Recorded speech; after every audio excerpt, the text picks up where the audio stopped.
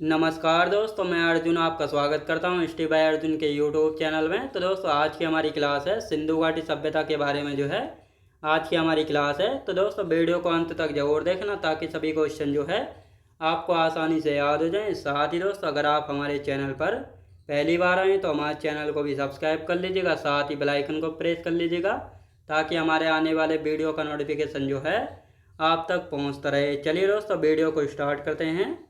तो आज की क्लास में हम जानेंगे सिंधु घाटी सभ्यता के बारे में। तो आप सब लोग यहाँ पे हेडिंग डाल देंगे सिंधु घाटी सभ्यता के बारे में। तो दोस्तों, कल की क्लास में हमने पढ़ा था नवपाषाण काल के बारे में और साथ ही सिंधु घाटी सभ्यता के कुछ पॉइंट जो है हमने कल की क्लास में किए थे। तो पहले हम इनका रिवीजन करेंगे 2 मिनट और उसके बाद जो है अपनी क्लास स्टार्ट करेंगे। तो नवपाषाण काल की यदि बात की जाए तो नवपाषाण काल में जो है मानव ने बर्तन बनाना सीख चुका था। और साथ ही दोस्तों, नवपाषाण काल में जो है और किस किस का प्रयोग किया था, पहिए का आविष्कार जो है किस काल में हुआ था, नवपाषाण काल में हुआ था। पूजा के साक्ष्य कहाँ से मिले थे, नवपाषाण काल से मिले थे। साथ ही कृषि के साक्ष्य भी जो है कहाँ से मिले थे, नवपाषाण काल से कृषि के साक्ष्य मिले थे। कहाँ से, मेहरगढ़ से मिले थे, जो कि वर्तमान पाकिस्तान में पड़ता है मेहरगढ़। और सबसे पुरानी कृषि बस्ती में माना गया मेहरगढ़ को। और मानव की पहली फसल कौन सी थी, मानव की पहली फसल थी कौन सी थी, जो मानव की पहली फसल थी, तो ये आपको याद रखना है। और साथ ही मानव के द्वारा जो है सबसे पहले प्रयोग की जाने वाली धातु कौन सी थी, कॉपर यानी तांबा थी, तो ये आपको याद रखना है। और तांबे की खोज किस काल में हुई थी, ताम्रपाषाण काल में हुई थी, याद रखेंगे। और कुछ ताम्रपाषाण कालीन संस्कृतियाँ भी थी, जैसे कौन कौन सी दोस्तों, बनास संस्कृति जिसको ताम्बती भी कहा गया था, कहाँ पर थी, राजस्थान में। मालवा संस्कृति मध्य प्रदेश में। जोरबे संस्कृति याद रखें दोस्तों, जोरबे संस्कृति। और कौन कौन सी थी, जोरबे संस्कृति थी। अब दोस्तों, और साथ ही हमने पढ़ा था कि सिंधु घाटी सभ्यता जो है आद्य ऐतिहासिक काल के अंतर्गत आती है, जिसका समय 2500 बीसी से लेकर 1750 बीसी तक रहेगा। और साथ ही सिंधु घाटी सभ्यता को अलग अलग नामों से जाना गया था, जैसे सिंधु घाटी सभ्यता को हड़प्पा सभ्यता, सुमेरियन सभ्यता, कांस्य युगीन सभ्यता, इन अलग अलग नामों से जाना गया था। और साथ ही सिंधु घाटी सभ्यता को जो है सबसे पहली बार किसके द्वारा खोजा गया था, 1826 में जो है चार्ल्स मेसन ने पहली बार सिंधु घाटी सभ्यता को खोजा था। इसके बाद 1856 में कनिंगम यानी अलेक्जेंडर कनिंगम के द्वारा जो है 1856 में पहली बार सिंधु घाटी सभ्यता का जो है सर्वेक्षण यानी सर्वे किया गया था। तो ये आपको याद रखना है। यहाँ तक हम कल की क्लास में अच्छे से पढ़ चुके थे और आज की क्लास में यहाँ से आगे तक पढ़ने वाले हैं। यानी 1924 में जो है जॉन मार्शल के द्वारा सिंधु घाटी सभ्यता के पाए जाने की विधिवत घोषणा की थी। तो 1924 में जो है किसके द्वारा सिंधु घाटी सभ्यता के पाए जाने की विधिवत घोषणा की गई थी, जॉन मार्शल के द्वारा। तो ये आपको याद रखना है। और इस समय जॉन मार्शल कौन थे, एएसआई के महानिदेशक मतलब डायरेक्टर जनरल थे। एएसआई क्या था, यानी आर्कियोलॉजिकल सर्वे ऑफ इंडिया, जिसका काम होता है दोस्तों नए नए स्थल खोजना।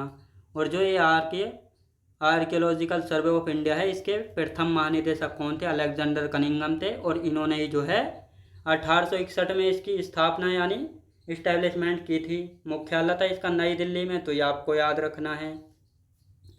अब आते हैं, सिंधु घाटी सभ्यता जो है ग्रिड पद्धति में बनी थी। कैसी, ग्रिड पद्धति में, यानी ये थी सड़क दोस्तों और इस प्रकार यहाँ पे ये मकान बने हुए थे, तो ये आपको याद रखना है। और यहाँ के मकान कैसे थे, पक्की ईंटों से यहाँ के मकान बने हुए थे, ईंटों का प्रयोग किया गया था इनमें। ईंटों का अनुपात क्या था, 4:2, 2:1 था यहाँ की ईंटों का अनुपात, तो ये आपको याद रखना है। यहाँ की लिपि कैसी थी, भाव चित्रात्मक। कैसी लिपि थी, तो सिंधु घाटी सभ्यता की जो है लिपि थी भाव चित्रात्मक, तो ये आपको यहाँ पे अच्छे से याद रखना है। अब यहाँ पे हम बात करेंगे किसके बारे में, सिंधु घाटी सभ्यता का सबसे पुराना शहर कौन सा था, भीलडाणा जो है, जो कि हरियाणा में, ये सिंधु घाटी सभ्यता का सबसे पुराना शहर था। इसको जो है कब खोजा गया था, 2014 में। लगभग कितना पुराना था ये, 7500 बीसी से लगभग 6500 बीसी पुराना माना गया है इसको। किसको, भीलडाणा को, जो कि 2014 में इसको खोजा गया था। कहाँ पे खोजा है इसको, हरियाणा में ये खोजा गया है। और इसकी तिथि निर्धारण यानी ये लगभग 7500 से लेकर 6500 वर्ष 6500 बीसी पुराना है। इसकी जानकारी कैसे हुई थी, तो तिथि निर्धारण के लिए जो है कार्बन 14 विधि का प्रयोग किया जाता था, डेट पता करने के लिए लगभग कितना पुराना है। और साथ ही जो सिंधु घाटी सभ्यता है इसका समाज यहाँ का समाज कैसा था, मातृ सत्तात्मक, मतलब घर का मुखिया जो है इस समय माता हुआ करती थी और माता ही जो है घर के बड़े फैसले लेने का अधिकार रखती थी। लेकिन वर्तमान में मातृ सत्तात्मक नहीं है बल्कि पितृसत्तात्मक समाज है। सिंधु घाटी सभ्यता का आकार यानी शेप कैसा था, त्रिभुजाकार था। कैसा था दोस्तों, त्रिभुजाकार सिंधु घाटी सभ्यता का आकार था। तो ये आपको याद रखना है।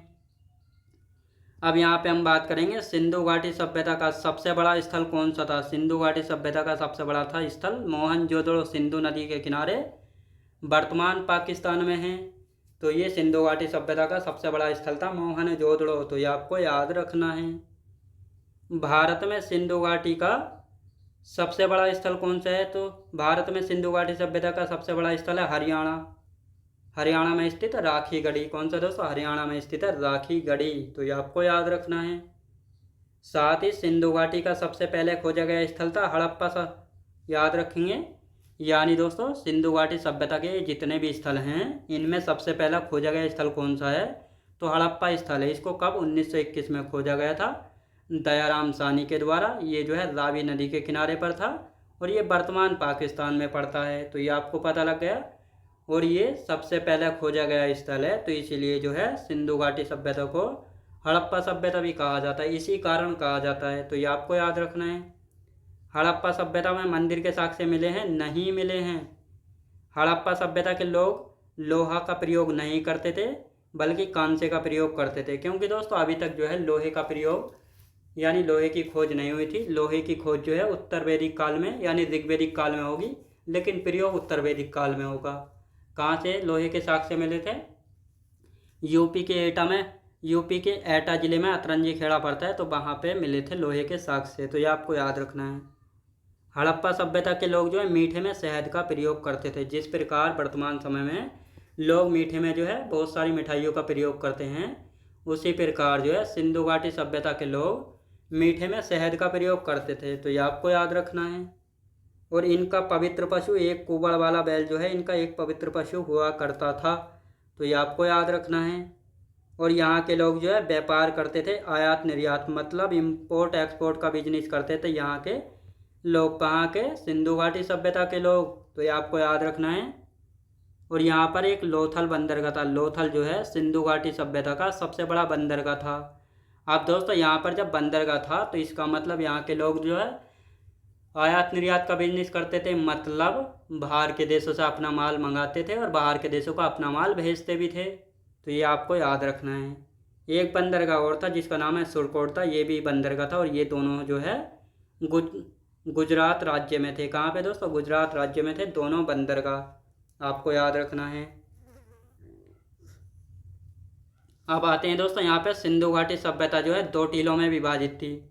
अब ये 2 टीलों से क्या मतलब है यहाँ पे, यानी जो सिंधु घाटी सभ्यता है ये 2 टीलों में विभाजित थी। यानी पहला था पश्चिमी टीला, दूसरा था पूर्वी टीला। अब पश्चिमी टीले पर जो है राजा और सरदार लोग रहते थे, पूर्वी टीले पर सामान्य लोग रहते थे। मतलब जो पश्चिमी टीला हुआ करता था इस पर जो है राजा और सरदार लोग रहा करते थे, पूर्वी टीले पर सामान्य या मजदूर वर्ग रहता था। तो ये आपको याद रखना है।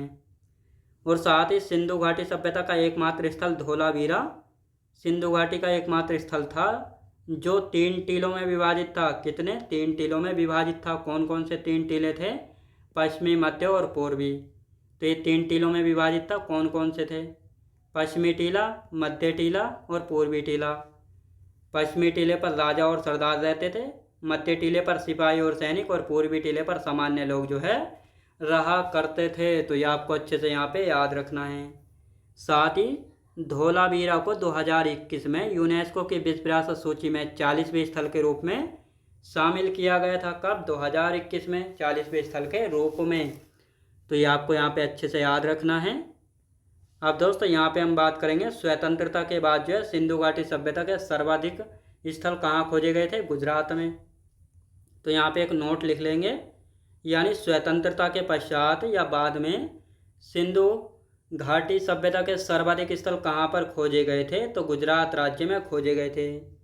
सिंधु घाटी सभ्यता के लोगों की मुख्य फसलें गेहूँ और जौ थी।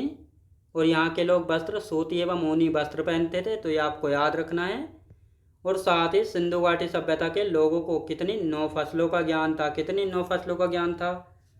और यहाँ के लोग जो है तलवार से परिचित नहीं थे। तो सिंधु घाटी सभ्यता के लोग जो है तलवार से परिचित नहीं थे। तो ये आपको याद रखना है, क्योंकि दोस्तों जब लोहे की खोज नहीं हुई थी तो इसलिए तलवार से परिचित भी नहीं थे। तो ये आपको याद रखना है।